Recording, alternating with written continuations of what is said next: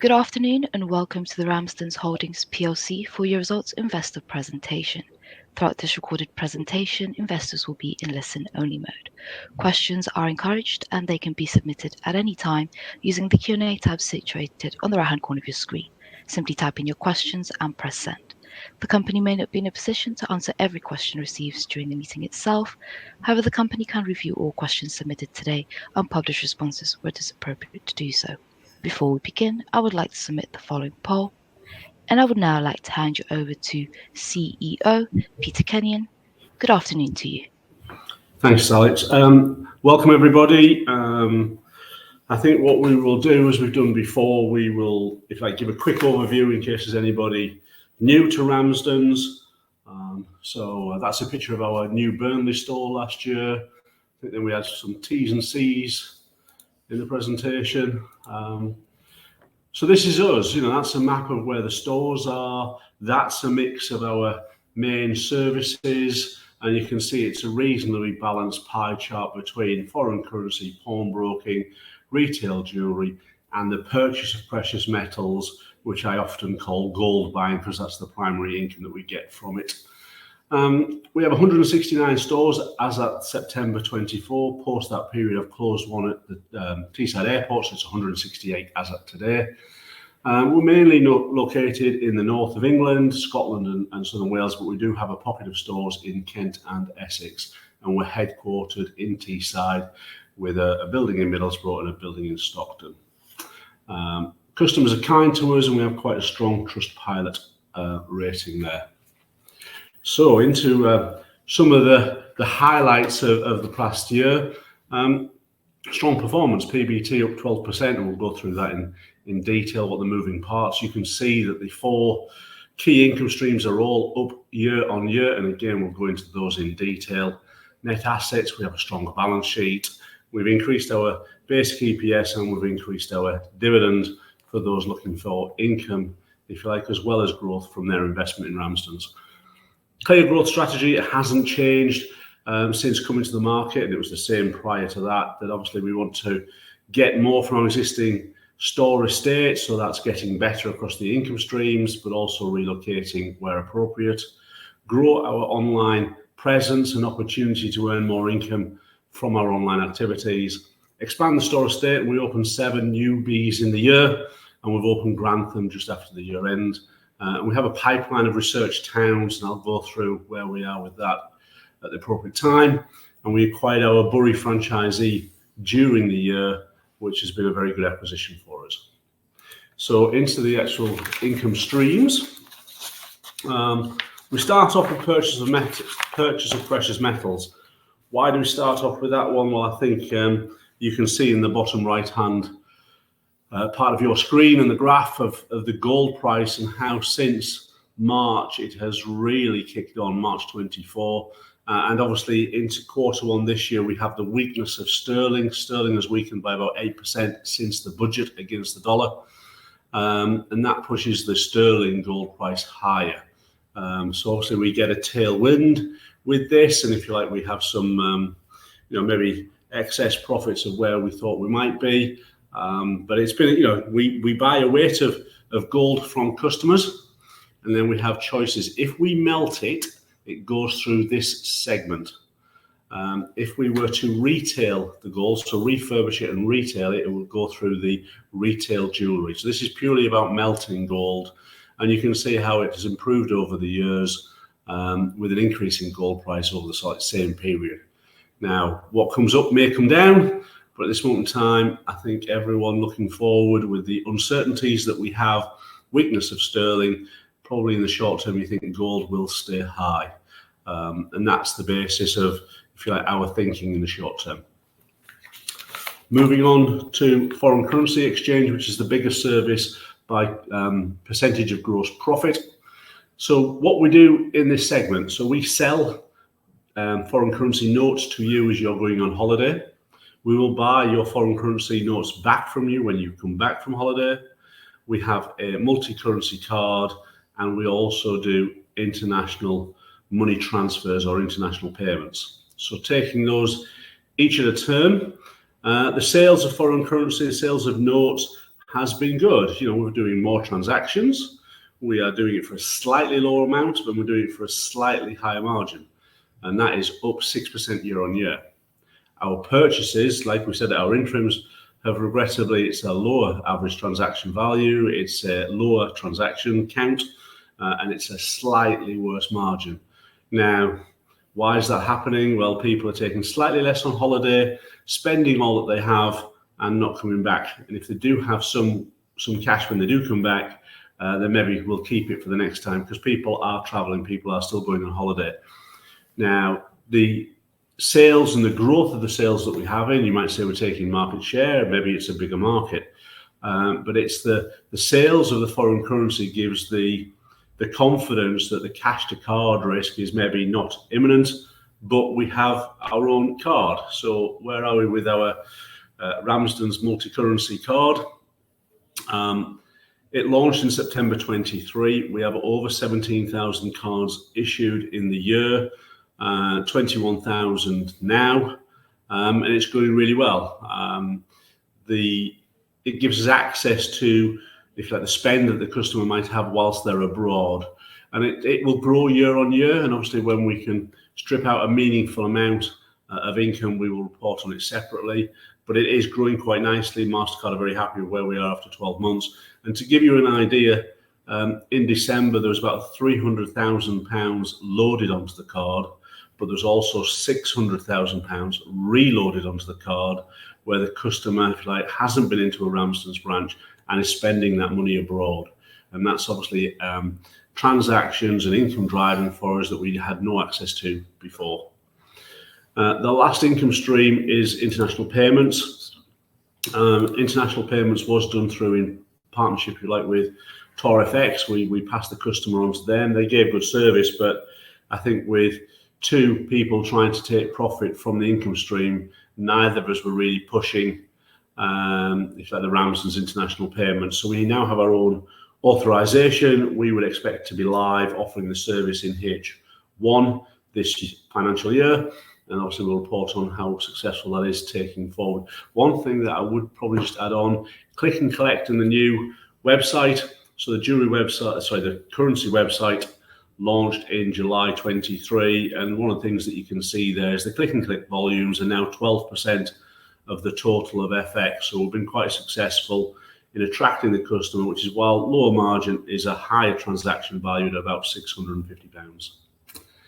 On to pawnbroking next. So a solid year.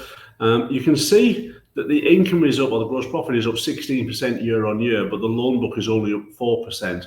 The income trails the loan book growth, so we have to grow the loan book and then the interest income follows. And that was happened, if you like, last year. We had good growth in FY23 and the income follows in FY24. It's a very solid book. Happy with where we are with everything there. Repayment rates are still very strong. The growth in Q1 is still growing, but it's about 2.5% in Q1 of the current financial year. And you can see that, if you like, the book building coming back out of COVID, but it was also building pre-COVID, and it was just like steady incremental growth as the store estate grew, and, if you like, inflationary pressure into customers' bills, making them borrow a little bit more. We now have a new website, RAMSDENS Pawnbrokers. That launched at the end of November. And while we've, if you like, got 6 weeks of data, and it's encouraging data, we've been testing, making sure all the system works on the new website. So customers who want to pay part payments or pay their loans off, all that functionality we've been ensuring that's been working. We've been soft launching the acquiring new leads for new lending, and making sure that we have the processes correct for handling those leads efficiently and effectively, and whether that is lent at distance, whether that's lent by us visiting the customer, or whether the customer goes into a store. We've been making sure all that works, the systems are good, and we're now ready to press the button on a bit of pay-per-click advertising and acquire customers. Now, obviously, the first year it might be a case of acquire the customers and what's the cost to acquire those customers. But pawnbroking, excuse me, pawnbroking is very sticky. It's about 90% repeat customer rate, and hopefully we're building new customers here through the website for the long term. So pawnbroking, good, solid part of our business. And then the last income stream is retail. So retail had a bit of a mixed year. H1 was tougher. H2 was a little easier. H1 we had good growth in our second-hand jewellery, and in H2 we had good growth in our second-hand jewellery. So our value for money second-hand jewellery has done really well. In terms of premium watch sales, which is there in the chart, 38% of our retail revenue, the first half of the year we had a bit of downward pressure into the pricing, then it sort of levelled off at the start of 24. And then March and April, we started to sell more watches as the customer had more confidence that they were not going to buy an asset that maybe would fall in price. And probably at the same time, Watches of Switzerland were recording that their sales of premium watches were also increasing. Now, the growth in premium watches carried on through H2 and has carried on into Q1, where we've reported our revenue is up 15%. You can see that the growth in the retail revenue and the growth in the retail profit has been driven off a relatively flat, slightly down jewellery retail stock. And one of the things that we were doing in the first half of the year was really concentrating on what stock do we have, how much stock do we have that's in our replenishable lines. So have we got enough for, let's say, the next 2 months worth of sales, give us time to replenish it from what we might buy from customers, or have I got 6-7 months worth of supply, and therefore I don't really need to put more into stock, and therefore the weight of the gold that we bought from customers might be processed through for its intrinsic value rather than held to be retailed at a later date. So we've had a bit of a review. We're in a good place again, and we're now investing in stock to take us forward to take our retail revenue higher and obviously our retail gross profit higher, because that's the main thing that we concentrate on. So what does that mean into our profit and loss? I'll hand you on to Martin. Thanks, Peter. As Peter said at the start, one of the most pleasing elements is that whilst revenue is up 14%, actually all of the key revenue streams are up. So foreign currency, pawnbroking, retail, and precious metals. So we've seen very, very strong growth in precious metals, and that's really been driven probably from March onwards, when the gold price particularly started increasing. It increased right through to the end of the year. And we've mentioned in Q1 again, that period is about 40% up on last year, and that shows the level of growth, if you like, in H2 versus H1 that's continued. So very, very strong H2 for precious metals. Again, very strong H2 for retail as well, and again that's continued into Q1 of the new year. So very, very good, and that gross profit, if you like, fall through is very strong as well. So the margins within the products is very, very consistent. So as Peter said, with currency, there's a slight mix change. We're buying less probably from customers, but the rates that we sell currency at, that margin is very consistent. It's slightly better than it was a year ago. There's probably a slightly higher cost to deliver the currency to the stores, but that's quite a smaller cost. You take, pawnbroking, our rates are the same, our interest rates are the same. We've not increased those during the year. And jewelry retail, that's had a headwind in one respect of the increased gold price. So for the cost of that jewelry is increasing, but we've been able to pass that on to the consumer through increased pricing. And that's been really encouraging, that volumes haven't been impacted by that. So the margins within the segments, again, very consistent. Admin expenses have increased 11%. And again, this is very consistent with what we said in the last few years, really, is yes, there's more stores in there, that adds a level of cost, but by far the biggest inflationary cost increase is people. So it's around 22.7 million of our admin expense in 2024 is people, and that's increased around 2.6 million in the year. So that's a real strong increase. And obviously, as we look forward, that continues to be the case. So in the next year, in FY25, it's going to cost around 800,000 annualized. So from April 25, the national insurance cost is around 800,000. We're only going to take half of that in the current year. Obviously, 2026 we'll have a full cost of that. The real living wage, which is our entry level pay, is gone up 5% from April 25. So whilst, again, that's laid on top of the national insurance cost, that had been increasing faster than that. So actually, relative to recent years, that's a lower increase in wage cost. But obviously, we've been able to grow the income streams to outgrow that, and we've still seen good, strong growth in our profit. Profit before tax, 11.4, up from 10.1.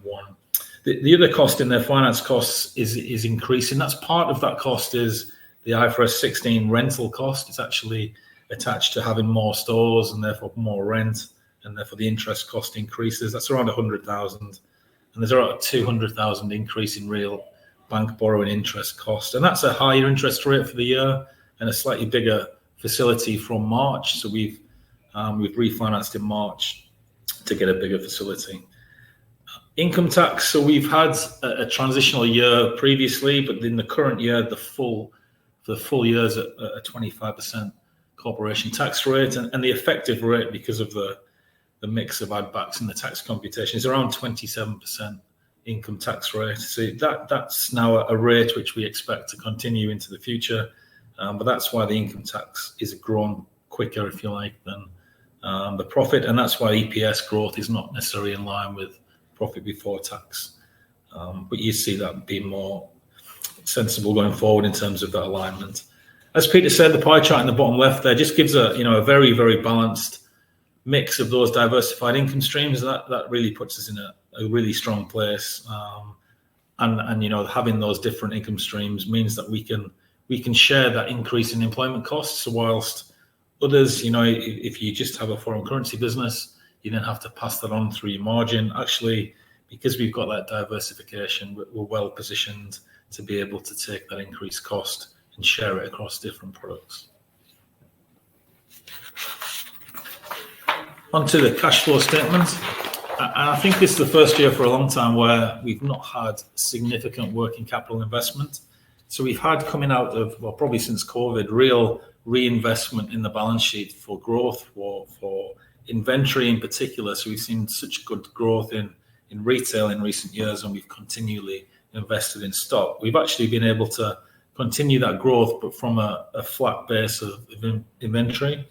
And that means obviously that cash then falls through operating cash. And equally, the growth in the loan book, which a lot of that came in 23, and 24 is only a modest increase. That again has meant the cash falls through to operating activity. So you can see there a stark difference in FY24 in terms of that cash generation. The CapEx, as Peter said, we've opened 7 stores. We purchased 1. We've actually relocated 3 as well in the period. And we actually purchased our head office. We've got a new office in Stockton to facilitate bigger capacity within our jewellery processing team in particular, and obviously the wider growth of the business. That's a leasehold property that we purchased, around £1 million, and that actually shows through the cash flow in the lease liability payments because it's a long leasehold, 995 years. The refinance happened in March. We now have it's 4 years left of a 5-year facility. It's a 15 million RCF.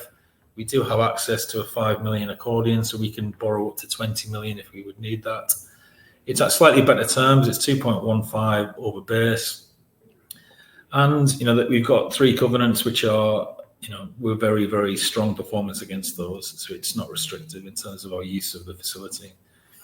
We borrowed around 8.5 million at the year end. And typically, that's not changed in terms of our seasonality and our need to use that facility through the summer. And actually, we repay a lot of that borrowing through the winter as the currency in the till is taken out seasonally and then put back in the summer. We've declared a final dividend of 7.6 pence, and that's up from 7.1 pence last year, and takes the total to 11.2 for the year.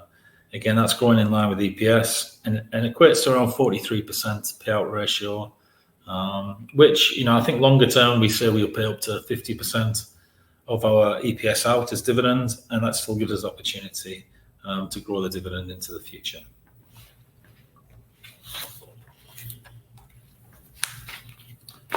Into the balance sheet, very, very consistent with what we've seen historically. I think just to remind everyone, the inventories that we buy include pre-owned jewellery that we actually buy below the intrinsic value. We obviously have pre-owned watches, and we have new jewellery as well within there. The trade and other receivables is the pawnbroking lending. So that's asset backed, again, mainly with gold jewellery and watches. And then the cash in the till and the currency in the till and the cash in the bank. So the reason we have strong cash balances and still borrow money is the requirement of having that cash availability, particularly the currency in the stores. There's 8.2 million of currency in the stores at the year end.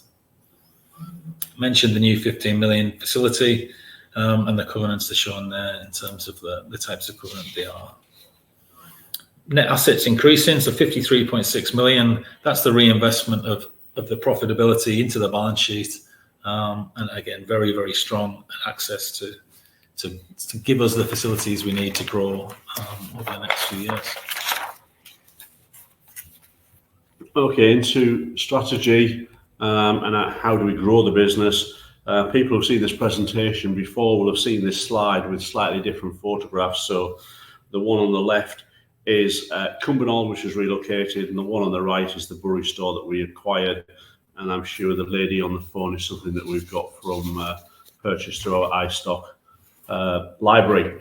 Into the component parts then, if we drive growth from our core estates, how do we do that? Well, we've got the 4 income streams. We really want to invest in our people. Everyone has a individual development discussion every 6 months. We ensure that they're happy. We look at what we want to train them in across the 4 key services. And we have an opportunity in every single store to improve our income from each of these 4 services. So we keep pushing with a structure of a operations director, 4 regional managers, 16 area managers of the stores to improve what we do on a day in, day out basis.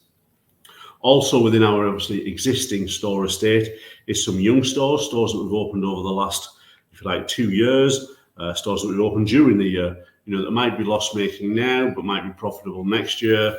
And hopefully profitable into the future thereafter. Every store that is over 3 years old is profitable and contributing to our head office costs. So we have a very, if you like, good model that we use. Relocations where, if you like, we know we're going to get a return better than the investment in the store, in the shop fit, etc. And we purposely have a flexible lease portfolio to allow us to do that. There's a slide in the appendices where it tells you what our average time to a lease break is. Our stores are regularly maintained, repainted, carpets, lighting, all that sort of good to make sure that they still look good for customers, and we present an attractive retail environment and / financial services environment where they can undertake whatever transaction they wish to do with ourselves. So that's the store estate. As I said, we have a model that is working, so why don't we have more of those stores? So 7 in the year. Grantham was opened after the year end. Now there's been a slight, we have got stores in the pipeline that will open. There'll be another 4, I suspect, that will open in FY25. And we have a lot of research towns, so different towns. There's one town that I won't name that we've been to before, had a good look at it, had 2 shopping centres.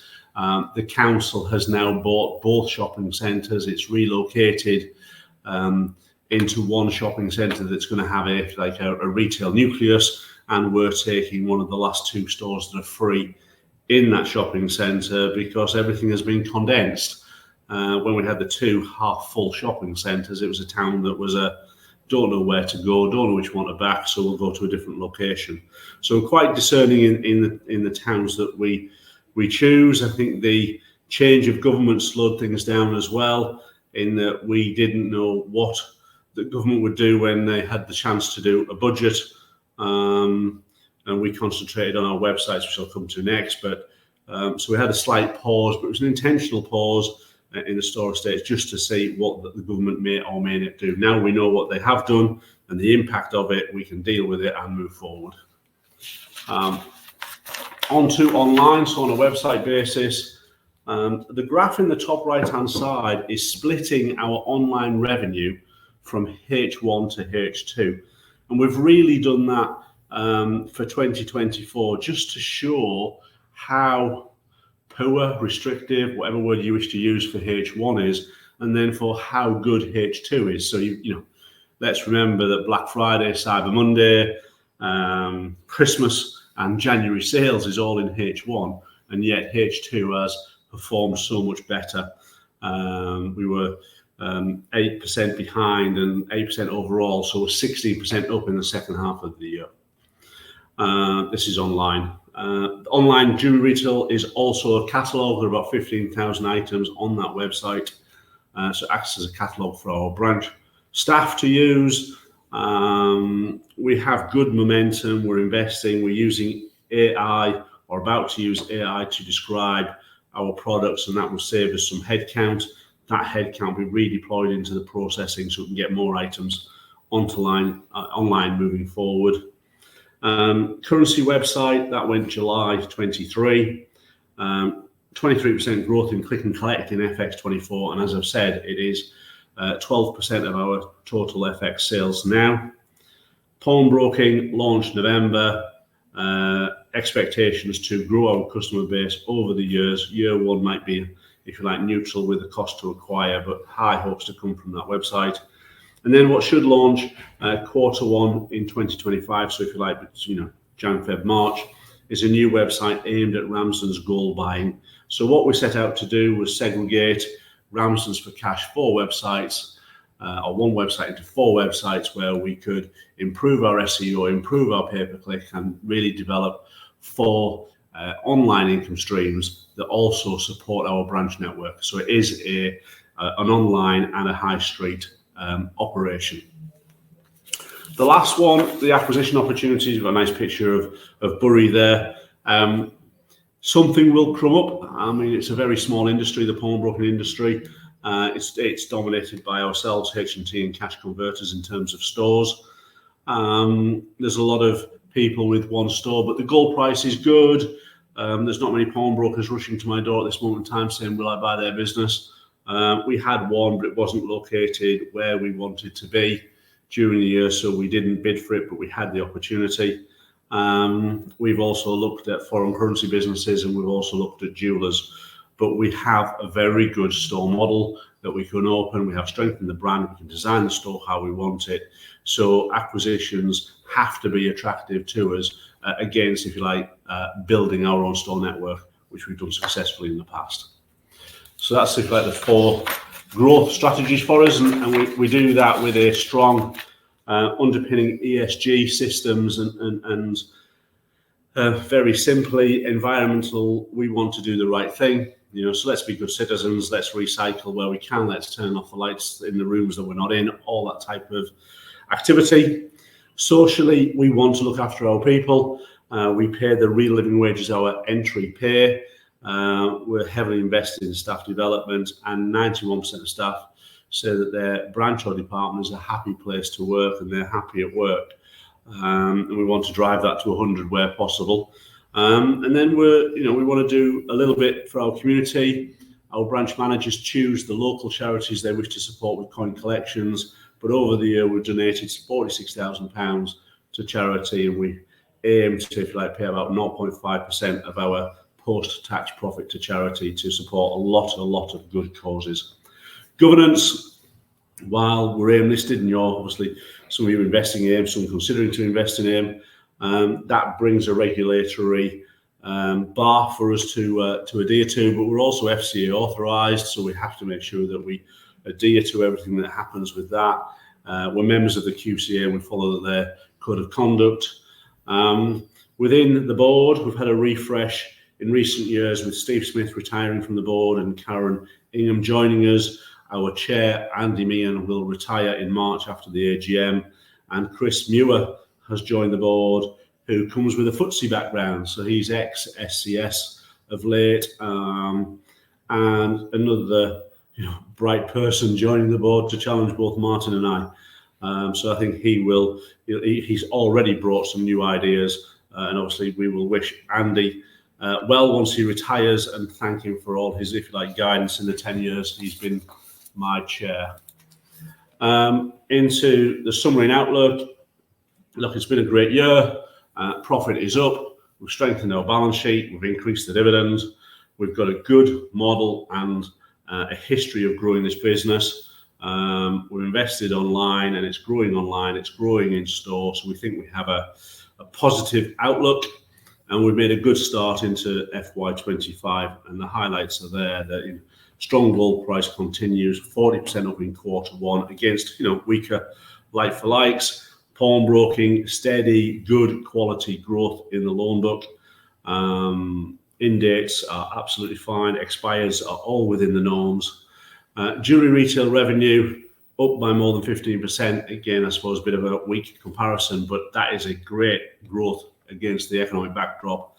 Foreign currency, if you like, more of the sales doing well, purchases slightly back, but 3% growth. Again, solid growth for us. Martin's gone through the increases in the employment costs. Just to say, it is not all sunshine, and there are a few showers there for us to get through. But in all, we are confident of our future and in a good place. So I think we're ready to see what questions you have for us. Perfect. Peter, Martin, thank you very much indeed for your presentation. Ladies and gentlemen, please do continue to submit your questions using the Q&A tab situated on the top right corner of your screen.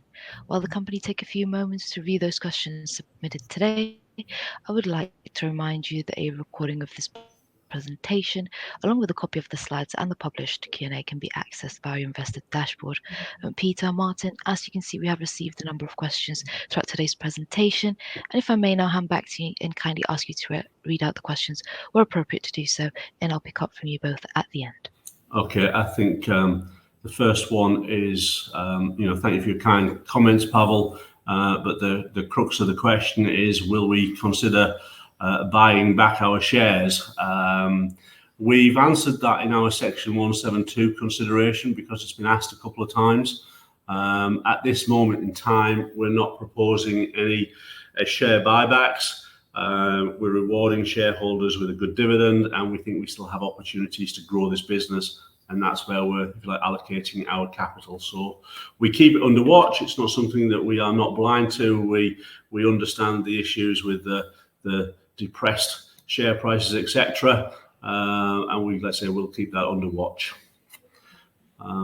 Lawrence, can we give us a sense of the assumed average gold price in the 2025 forecasts?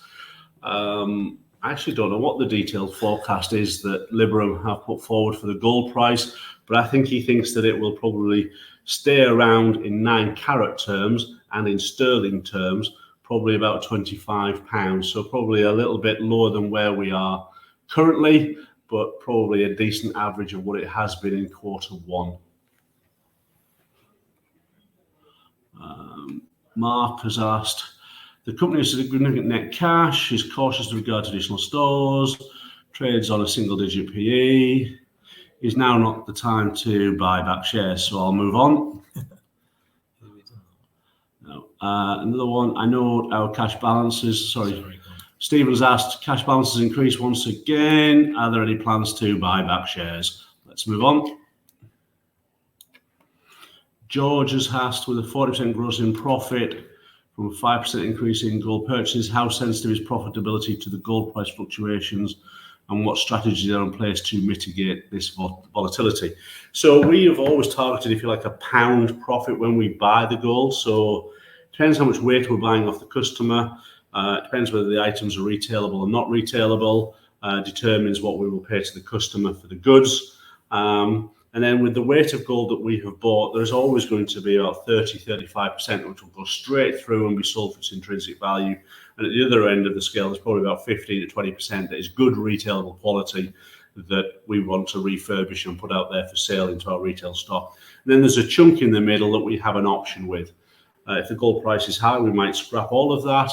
If we're needing the retail stock to grow retail and push retail along, then we may choose to do that. So we have options, if you like, with our gold buying, but the key that we need, it all drives off what's the weight of gold that we're buying, and that was up 5% in the quarter. I think with the gold price, it's probably important when you look at the segments, obviously it impacts some of the others negatively. So whilst retail, for instance, if the gold price was to fall, then actually there's a benefit to the retail business because the cost price, the input cost reduces. So it's not all, it won't all just disappear out of precious metals. There is some benefit. And generally in a gold price reducing environment, typically the consumer's feeling better, and retail and FX might actually improve as well. So it's hard to really quantify the direct impact of the gold price. Okay, thanks, Martin. Andrew has asked, are you seeing generally larger average transactions in the stores in the southeast? For pawnbroking across the estate, the average is about £350. It's north of 500. I think it's 517 in our southern stores. So yes, the loans in the southern stores are higher. Retail, not necessarily. Foreign currency, not necessarily, like in average transaction values. Malcolm has asked how many new stores are proposed to open in FY25. Well, one in Grantham is open, another 4, I suspect, in the 8.5 months that we have left in FY25. What do you expect working capital outflow to be in FY25? I'll let you, it's about 2. Yeah, I mean, it really does depend on the growth in retail. We've seen such strong growth in Q1. I think we obviously that will impact how much stock we buy, but certainly the new stores, with less new stores, if we do 4 new stores or 5 new stores, you're probably around £1 million of investment in retail stock for that. And then you've got, the pawnbroking and loan book growth is only around 4% currently. So that number again is going to be less than £1 million, you would say, on that sort of basis. So it's relatively low, is that, but it would be higher if we perform better. And I think we've got the cash to do that if trade is good. Yeah, we have that curse of opportunities. Given press from employment cost increases, can you grow revenues fast enough to make meaningful growth in profits? I hope so. Yeah, we talked about it. Martin talked about it when he went through. We have 4 good income streams here that can take the burden of the increase of wages going up £2 million annually. So, we can eke up our foreign currency margin. We can increase our retail prices. Gold pricing is strong, and we've always got the fallback that we can increase our pawnbroking interest rates, because I think if like elastic demand, we have the strength in that. But we want to be fair to our customers, but we want to grow the business with scale as well as slight increases in price. Mark has asked, how are like-for-like profit figures and revenue? We've not disclosed that, so can't answer it because don't have the details absolutely to hand. Can you expand on the potential benefits of the recent authorization by the FCA to make international money transfers and the launch of the in-house service? Yeah, so we've had a successful joint venture / partnership with TorFX for about 7 years. It generated a decent income stream for the pair of us at about £250,000. There's no advertisement. There was conversations that happened in store. We didn't have control over the pricing. The service was very good from Tor, and there was nothing wrong in that. But we got to a period in time where, if we're going to take this income stream seriously and push it, then we need to have 100% control of it. So that's the decision that we took. We got the authorization. We've got a couple of things to finish off before we fully launch the service. But again, you've got to acquire a customer base. You've got to grow that customer base. Hopefully, we'll retain a lot of the customers that we pass through to Tor. And let's see, 2-3 years we'll be reporting on this as a meaningful income stream. Pebble, has the single exceptionally expensive pawned watch, believe it was, and recurrent loan on it now been resolved? Yes, that's resolved. It's no longer in the book. Rosita's asked, I should get stronger glasses, by the way. I think I'll pull the screen nearer to me. Don't you find debit cards like Monzo and Wise impact your foreign currency sales, and is there any future in it? Is there any future in, is that Monzo, or future in Wise or our currency sales? Hey, look, sales of cash is up. So Monzo's been here for quite a while. Revolut's been here for quite a while. And yet our cash sales of currency, and the profit from it is up 6% in the last 12 months. And our foreign currency income again is up 3% in the quarter, and we have our own card as well. So it's a competitor, and Monzo has its strengths and weaknesses, as do some of the other competitors. We think we've got a good, solid, strong offer to offer our customers, and hopefully we can both grow cash and the card. Lawrence, could you provide more detail on the operational advantages of the new head office? So we were bursting at the seams in our Middlesbrough head office, and we needed more space. I needed more space so that I could process more jewellery. I needed more space so I could photograph more jewellery. I needed more space so that I could process watches. And to do that, I needed to move certain departments out of the building. So like, you look at it across, you had accounts, compliance and risk, HR, all those type of administrative services that don't need a secure building to be in. So we have bought another building in Stockton and moved the admin centre there. And that's how we're managing. So it's a space issue to recruit people to process more gold that's getting handled. Rebecca said, sadly the St Giles Mall, your Elgin branch is located in, has announced it's due to close. What are your plans for that store and its staff going forward, please? Quite a detailed question. And yeah, the landlord of the St Giles Centre has decided to close the doors on Monday. It hasn't quite closed as yet. Someone might come in, and hopefully that might get sorted, because it should. That centre is the hub of the town, but we are in negotiations with other landlords for a relocation of that store. There will be a RAMSDENS that remains in Elgin. In which unit it is and when that is will be decided in the near future. In the short term, our customers will be requested to go to Inverness, and our staff will be looked after, because that's what we do at RAMSDENS. What sort of revenues could the in-house international money transfer service bring? Again, we haven't put a number on that, Lawrence. I wouldn't do it, and I wouldn't have invested a year trying to get the authorization if I didn't want it to be meaningful. So we'll report on how successful we are in the future, but it is something that would be additional, if you like, to the numbers that Liberum have.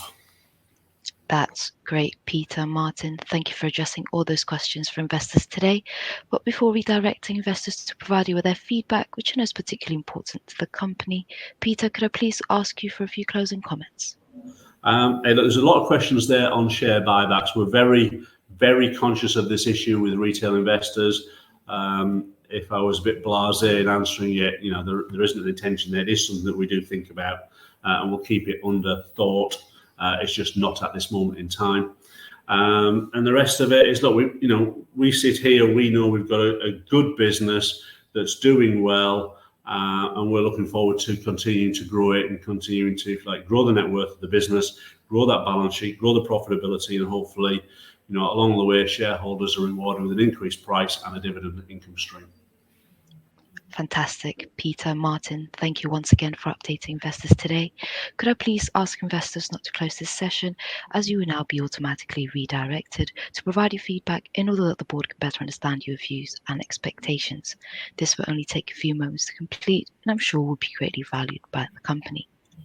On behalf of the management team of RAMSDENS Holdings PLC, we would like to thank you for attending today's presentation, and good afternoon to you all.